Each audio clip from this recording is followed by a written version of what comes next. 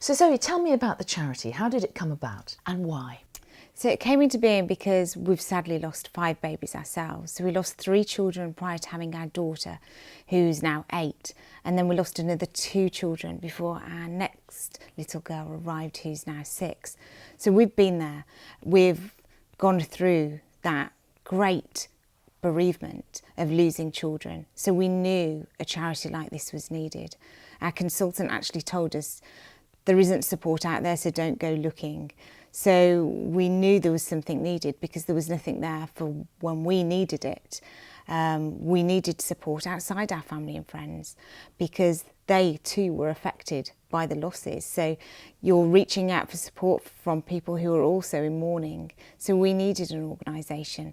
So because of that, we knew a charity was needed. But we also knew we were able to provide that support because of our professional backgrounds through business. But also I trained as a counsellor, weirdly, because my mum's a therapist. And so I trained as a counsellor as a hobby, never thinking I'd need it professionally. Our background is marketing and PR and events, so that followed through naturally to found a charity and an organisation. So we saw there was a need, we knew we could fulfil it, so that's why we launched it. Did we expect it to become what it is today? No. Did we think it could? Absolutely. But we didn't know the need was so great. We didn't know the stats were so huge, and nothing could have predicted us to become one of the leading support organisations within 6 weeks. And nothing could have prepared me for sitting here today, 5 years on, that we're supporting over 50,000 people a week. The fact that our website has over 650,000 hits a month. Nothing could have prepared us for that. Am I surprised though? No, because I know what a big issue this is and I know how many people are suffering. And because we offer support for people who have lost recently or historically, that's a lot of people who need support. But we're prepared to offer it. And I'm really glad that we're there to offer it now. So people don't need to go searching like we did and find nothing. Now they can go searching and they find us being there. And in that moment of need, to know somebody's at the end of a phone, somebody's at the end of social media, and they can reach out and find that support means everything in your darkest hour. Baby loss is a real taboo, isn't it? And always has been. Why is that? I think it's because people are so scared of losing themselves often. Also, the 12-week rule obviously has been in place for so long, where people are told don't tell anybody you're pregnant until after 12 weeks. And that reinforces don't tell us if you do lose a baby. Otherwise, what's the problem in telling anybody you're pregnant straight away? So that has definitely made the stigma worse in the fact of people talking about loss because they feel society's telling them not to. What are some of the wrong perceptions about baby loss? I think the fact that people view it as a medical incident rather than an emotional loss and a big bereavement. People often will treat it as just a physical thing that a woman goes through rather than the loss of a life. Also, the fact that it's just a woman's issue. We supported about 30% men probably, and that shocks a lot of people. They expect that we would only support women and that this is only an issue that affects women, but it doesn't. It affects couples and it affects the whole wider family. So grandfathers, uncles, you name it. We support men who are going through this subject. And again, this is your experience, isn't it? Absolutely. Myself and Andy, we both suffered exactly the same. It wasn't more me, it was equally the same for both of us. And we see that every day with the organisation. Also the fact that people think that grief connected to baby loss is very short-lived, the fact that you're over it within a couple of weeks. And again, that's far from the truth. What are the issues that people face post-baby loss that perhaps they wouldn't have expected? Probably repercussions health-wise, the fact that often we see people who have health conditions because they haven't fully been given permission to grieve. So it can have effects on mental health and also physical health. Also the effect on relationships and marriages. Around 70% of marriages and relationships break down following baby loss. That's a huge statistic. It's one of the number one reasons for marriage breakdown in Britain, and I don't think that's talked about enough. Also, the cost to people's financially, really. So many people lose their jobs. Bereavement leave isn't offered to people who are going through baby loss. And so often it has repercussions on their employment, and that has a knock-on effect of how they're going to pay the bills. So I think all of those things are never considered as part of the issue with baby loss, but they very much are. This might be a good point to talk about what you actually mean by baby loss, because it isn't always the loss of a baby that was once living, is it? You're talking about right back to very early miscarriage. Absolutely, from the point someone finds out they're pregnant right the way through. So as an organisation, we support people who have lost in pregnancy at whatever stage, however early or late, through stillbirth, through neonatal loss, and right the way up to 4-year-olds we support people. So what sort of services do you provide then at the charity? We provide befriending, we provide counselling services. We also provide social media support, which is what most people want and need, which is that daily reassurance and that daily contact with our team to let them know that they're going to be okay, that they're going to survive this, that they're understood. Then we offer national and international services of remembrance where people can come together at cathedrals and abbeys and Methodist Central Hall in London, where we hold these remembrance services for people who haven't had a chance to say goodbye, or for people who want to actually remember a child they've lost even if they have had a funeral service. So that's a crucial part of what we do. The services are in cathedrals, as you say, or abbeys, whatever. What if people aren't religious? Because it may not be a religion that they want to find. Absolutely. And these services are for anybody of any faith or no faith, and that's really important. The only reason we use cathedrals is they're beautiful, historic venues, and venues that people feel comfortable going into because they're used for both secular and religious events. And for us as an organisation, the point of cathedrals was to say these babies truly matter.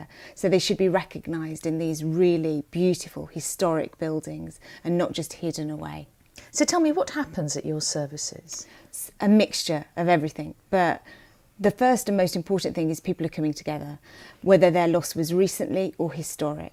And that's so powerful in itself, to be sitting alongside people who just get it, where people often feel so alone and isolated and feel like they're the only person who's going through it.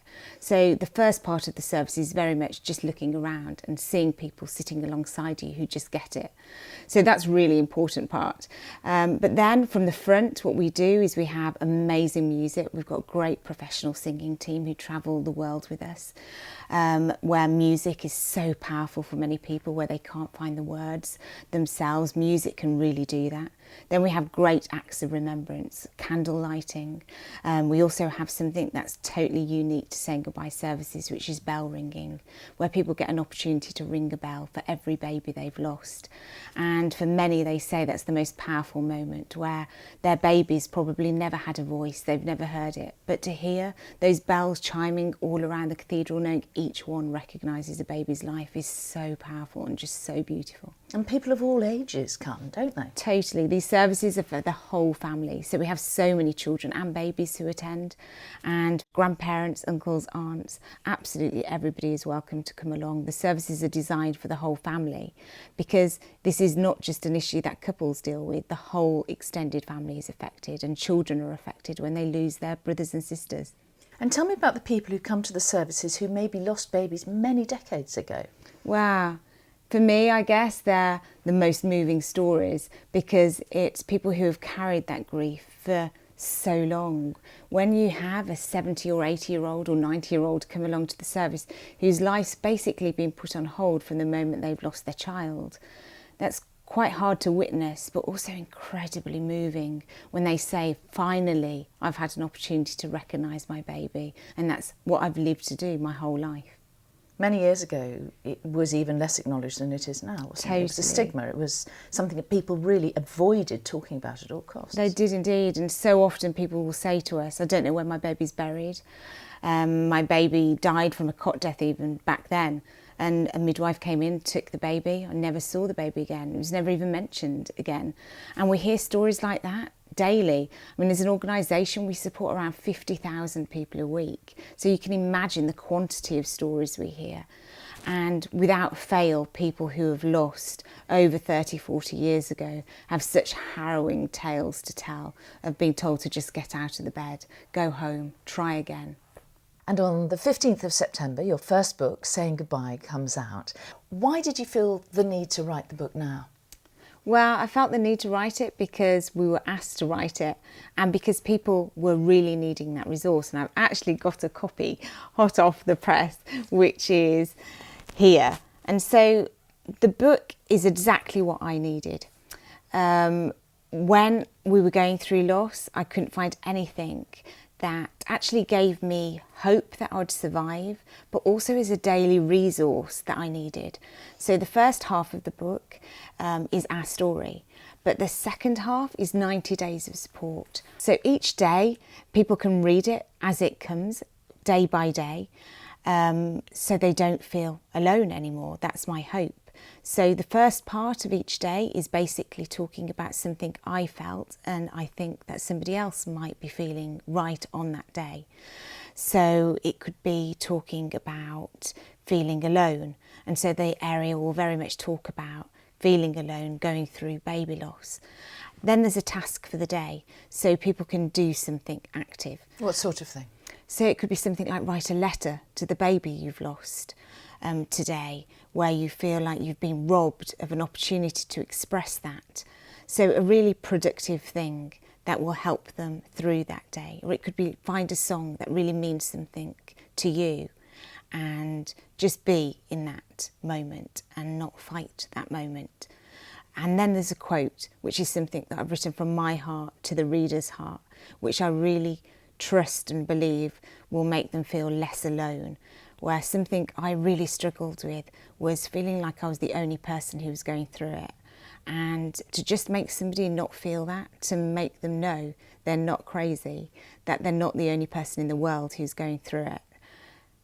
That's what you need in that moment. And that's what I hope this book will do for people, that they'll treat it as a friend, that they'll feel like that they're not alone and that they can turn to it whenever they need it, whether that be in the morning, late at night, in the dark hour of that morning at 2 a.m, when you feel like you're the only person in the world sitting there going through it, that they can reach for this book. And I hope it will be something not only for them, but also a resource that they can give to other people. As a charity, we always ask, what can I give? What can I give to make somebody feel understood? And what can I give that is a sensitive gift, where flowers don't always seem appropriate, where I want them to know I get it. And that's what I've written this book in mind as well, that people can give it as a sensitive gift that shows that they care, that they love a person, and that they're not trying to make them just get better, that they're acknowledging their pain, that they're acknowledging that someone's lost a child. It's not a medical incident, it's a child. And by giving this book, I hope people will feel understood and feel that those around them really love them. How should people react around those who've lost a baby? I think try not to make them feel better. Allow them to feel exactly what they are feeling. So often I think as family and friends around people who are suffering, we want to take it all away. And that's human nature, to want to make someone feel better. But actually with loss and bereavement, you can't make them feel better. And what people need is permission to grieve. It's allowing them to say it's okay to feel exactly what you're feeling right now. And try not to give them platitudes. Try not to say everything will be okay at the time of when they're in desperate need. Just say, I know it's utterly rubbish. It's painful. It's agony. And I might not know what you're going through, but I'll sit with you. I'll give you a shoulder to cry on, because that's what people need when they're going through that bereavement. And then, of course, later on, they need the encouragement to get back into the world, but not in any way making them feel bad for still suffering, because bereavement and the loss of a child is a lifelong thing. It's not something you will ever get over. It's something that becomes part of you and it transforms you into a new person. So instead of encouraging people to be who they were, let's try and help people be the new person that they are now, carrying this forever. But it's not that easy, is it? I mean, how do you encourage people to be positive after they've lost a baby? I think it's a natural thing that happens, actually. So by encouraging people to not fight the grieving process, to go with it, and encouraging them to keep talking about their story, because how the brain deals with trauma is by communication, and the more you talk about it, the more the brain heals and accepts what's happened. So encouraging people to keep talking helps them get better naturally, helps their heart heal, and helps them re-find their joy. By encouraging people to keep it squished down, to not face it, to just put it in a box, actually does the exact opposite and makes them stay in that point of real loss and real heartache forever. So by encouraging people to talk and encouraging people to just be them and to accept that how they are now won't be how they are forever, but they'll keep transforming. Grief is like waves of the ocean. It comes and hits you and throws you off balance. And that might happen for life. But if people know that's normal, they can just live with it and they can accept it. And that's how you re-find your joy, by not trying to fight to be who you were, and by knowing you're accepted and you are not thought badly of for actually expressing your pain. And you have refound your joy, haven't you? Absolutely. I'd say I'm happier today than I ever was before losing 5 children. Now, if you told me that when I was sobbing on my bathroom floor, I would have definitely gone, not only do I not believe it, I don't want to hear it, because I needed to be in that place of pain at that time. But now I can honestly say I love life so much more. I see colour in brighter colours than I ever did before, because I know the fragility of life. I know how one moment everything can be okay, and the next moment the trapdoor can open and you can fall, and life can suddenly change in the blink of an eye. But by knowing that, I embrace everything and I enjoy life and I welcome all new experience. And I'm pretty fearless with a lot of things as well, where before I may have been more scared and more frightened of things. Now I always think there's nothing worse than losing a child, so get out there and do it. So I definitely feel more joy than I ever felt before, and I know that's possible for anybody who wants that. Some people, they don't want that. They want to stay in that place, and that's actually okay, because everybody's story is their own story. But for those who want to re-find their joy, I want to assure them it's possible. Now, the charity's become hugely successful and continues to grow, doesn't it? Why has it become so successful so quickly? I think because it's led by people who have been there. I think that makes the world of difference to people who are reaching out for support. To know the CEOs have personally gone through that loss does make a dramatic difference, because when you can't find the words to express your pain, you want to know you can just go to an organisation and go, I don't know what to say, and not to feel stupid. And they'll never be made to feel stupid within the Mariposa Trust at saying goodbye.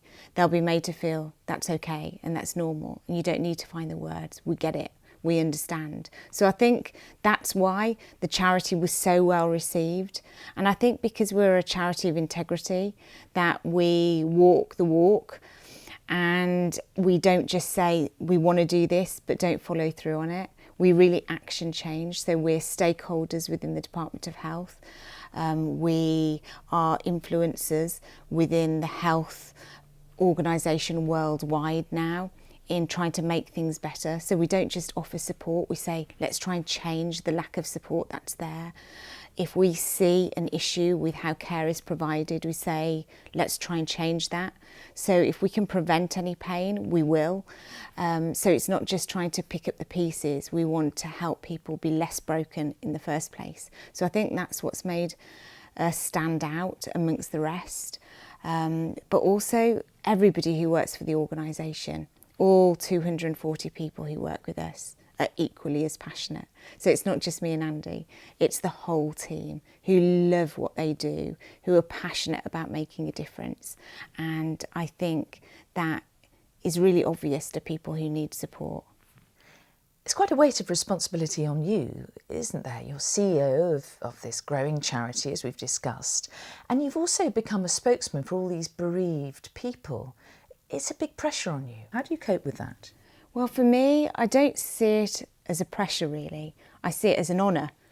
I love speaking for people who may not have a voice or may feel that they're not in a position to be heard. To me, that's a real honour and a privilege. So yes, it's a weighty responsibility to run an organisation of this size, but I do see it as a true honour and a gift to be able to speak for so many people and to make such a difference. And I always see the fact that we're doing it for one. So yes, we're supporting thousands of people a week, but I really look at the one person we're helping. To me, everything I do today is for the 700 people who are losing their babies today, because 700 people in the UK will lose their babies today.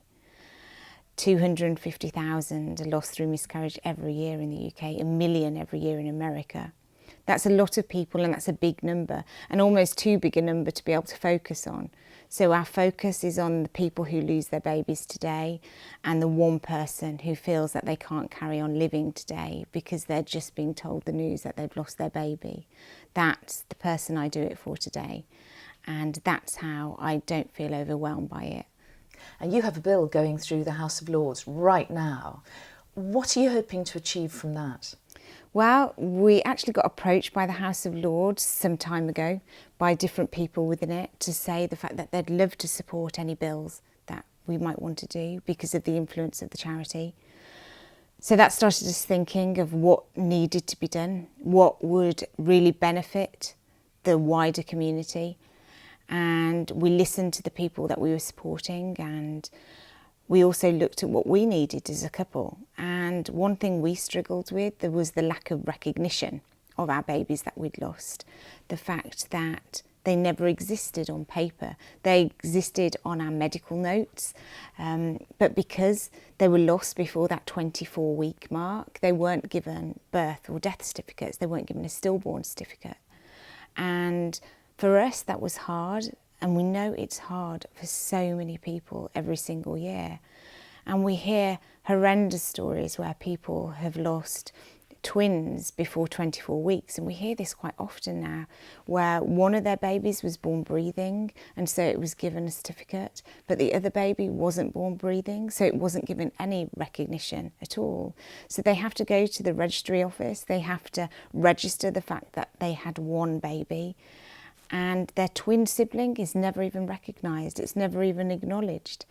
And that made us realise more than ever that we need something new. We need a new certificate. The government have said for a long time that they won't be able to change the fact of bringing down birth and death certificates. And we understand that's tied up with so much legislation and so many regulations. So we've said, okay, well, what can we do? Can we make something different? And as an organisation, we totally believe we can. We are trying to introduce a new national loss certificate that any parent can request as soon as they've had a confirmed pregnancy, that they will be able to apply for this new certificate, and it will give them that piece of paper and it will show their baby existed.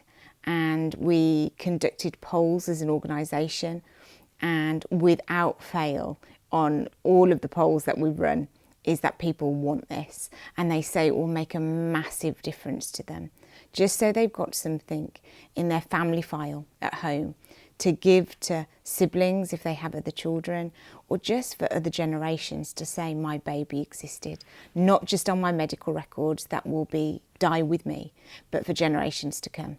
So that's what this bill is about. And we're very excited about it, and we're so delighted to have so much support from the House of Lords and the wider community as well, as it's progressing through to hopefully become a new law. And I'll really feel we've achieved something good when it gets passed. Because I say when, because I totally believe it's a when, not an if. So what's coming next? Well, so much. The services are obviously being rolled out worldwide. There's always going to be new laws and new acts we want to see. We want to see big changes within the NHS and the Department of Health in how care is provided. We want to see a first-class treatment across every single hospital without fail. We don't want people to be asked the questions we were asked and people are asked every day of why they feel like they feel after losing a baby. We want it to become standard. Of course they would feel that, and so they don't have to fight for recognition, so they can focus on grieving the child that they've lost and not having to fight for the recognition. That's what we want to see, that it becomes a given that of course they feel that way, and it's okay if they want to mourn, but it's also okay if they don't want to mourn, because for some people they don't need time to grieve, and that's okay. We just want people to get what they need, and that's what we're fighting for as an organisation. Zoe, thank you. Thank you.